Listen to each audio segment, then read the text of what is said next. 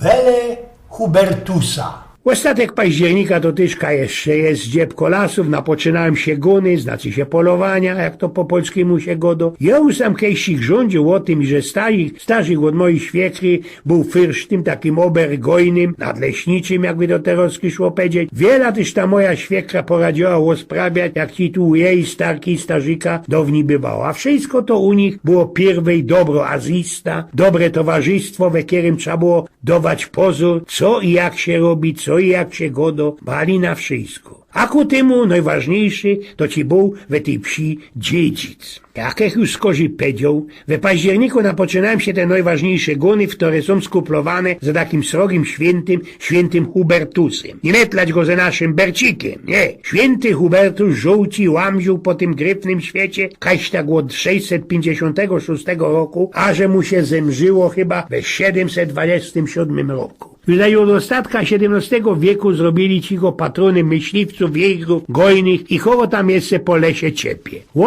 O tym świętym jegry poradzą mocka roztomajtych szpasowliwych geszyktów osprawiać. Nie wiem, jeśli wiecie, że święty Hubertus jest też we srogiej zocy u babów, ale ino u wydanych, które mają radę swojemu chopeczkowi, swojemu staremu na chodźcu da zbajslować. Bo to jest tak, święty Hubertus tąpał ci był roz po lesie i oros ujrzał srogiego sornika, lelenia ze szerokimi, wielgachnymi rosochami, wieńcoma, tak na rogi, na horny, bo dają myśliwce, któremu ci tak blank na pośrodku tych rosochów blendował dupny krzyż. Ten święty prasknął ci na klęczki i powiedział, co będzie od teroski miał we srogim respekcie wszystko gadzino ze rogami. I bez tuż też te baby, które hopum rogi przyprawiają, wiecie, kajsik na wywczasa, we sanatorium belekaj, mają za swojego patrona tego świętego od rogów, świętego Hubertusa. Od tego też czasu hopy firtają na koniach, sują, gzują za fuksem, oszkliwce go dają mi, że za kuciapką, chociaż on jest tak by tak nie do chycenia,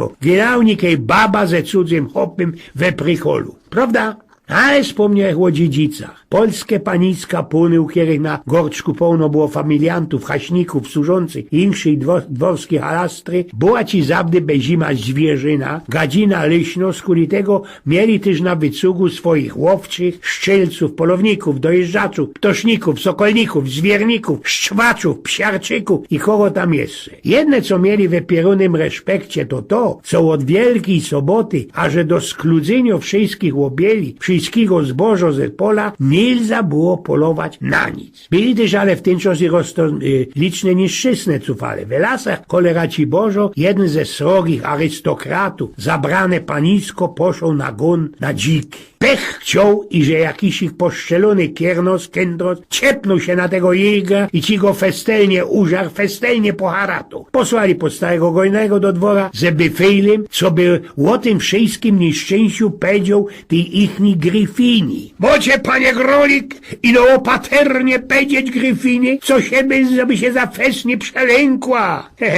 Niech się tam oni nie tropią. Jo już i to tak żykna, i że się będzie jeszcze z tego radować. Stary Grolik przykwanskał się do domku, direkt do gryfini do izby. Jaśnie paniczko, pado Grolik, jej hop kipnął i do ementu nie żyją.